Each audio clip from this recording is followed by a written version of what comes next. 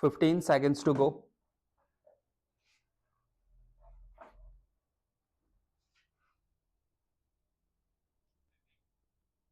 5 seconds to go.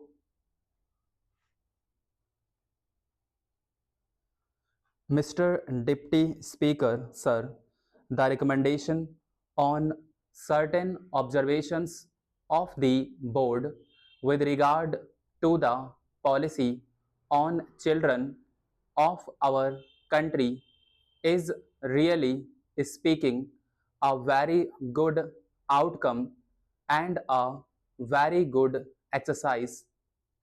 I have patiently heard the views on the policy as they were expressed by our Honorable Deputy Minister on the last day of the previous session. I also congratulated him for his attitude towards the children, but I would like to point out a few things on this national policy on children which is followed in other countries as well as in India. In India, perhaps it is a known fact both from the point of view of religion and that of ancient thinking that the child is treated as God. Usually, it is a common phenomenon both in the villages and the cities. This symbolizes our devotion to children. It also indicates our expectations and our dreams about children. I could really appreciate that when we were under the British rule, we could not evolve a suitable policy in relation to children with a view to improving their conditions. But we are now a free country. After taking oath as the Prime Minister of Free India, Jawaharlal Nehru never forgot to mention something about the children of India whenever he spoke, whether on the occasion of Republic Day, Independence Day, or anything else.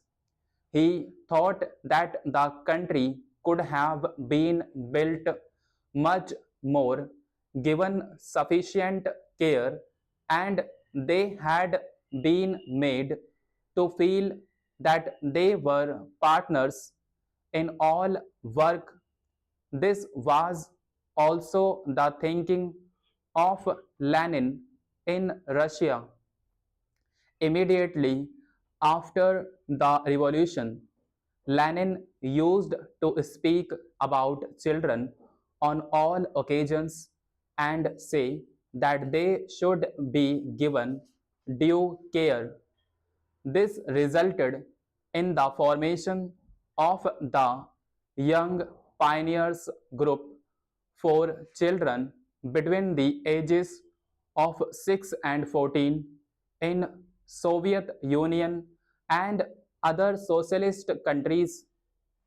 In all the socialist countries, this group is recognized, engineered, financed, and administered by the governments and given highest priority in the matter of development. Similarly, measures have been undertaken recently in Iraq also. While I was there recently, I could see that they have adopted the same policy. The first priority is given to them by that country. In our country, many organizations do take care of the children. Voluntary organizations and the state governments do provide them with many facilities. The recommendations are very nice. If we read them, they appear to be much more constructive than even the young pioneer groups programs in the Soviet Union. But in actual practice, nothing has been done because of lack of funds. If everybody receiving a salary and paying income tax, wealth tax, gift tax, or vehicle tax is requested to participate in the endeavor to raise resources for children, nobody will object.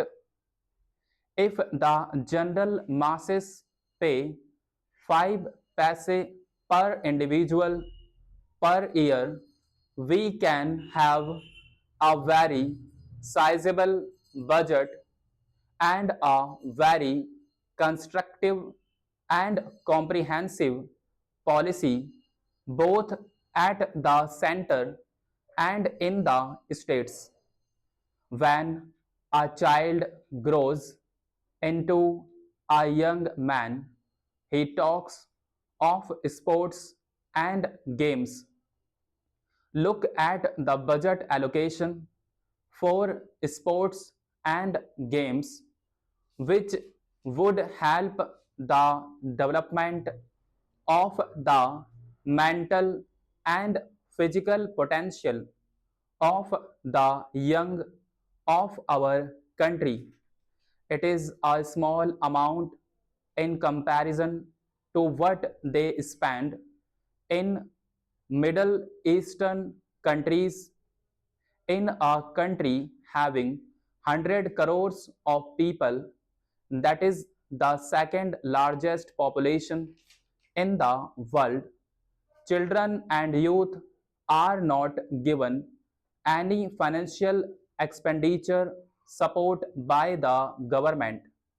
There is no compulsory item of expenditure for the promotion of the moral and cultural talents of the children in the national sphere.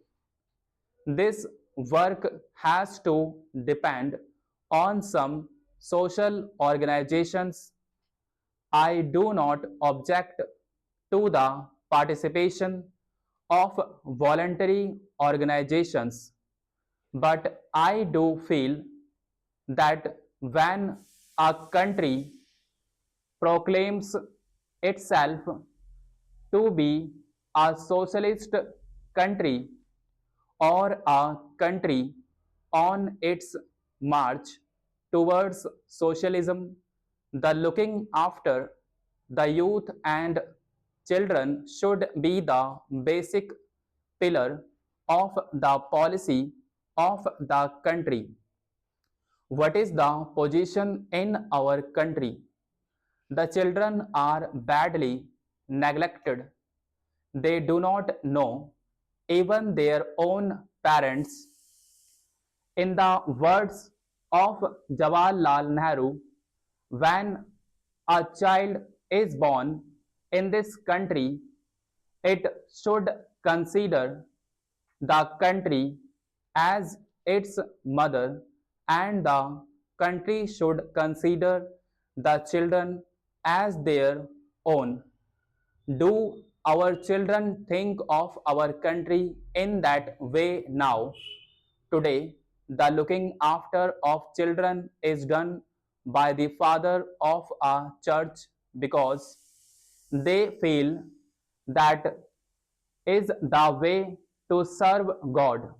Sometimes we give them prizes or we recommend their names to the United Nations organizations or other authorities for the award of Nobel or some other prize, but do you think that a country like ours should depend on a father of a church for the welfare of our children?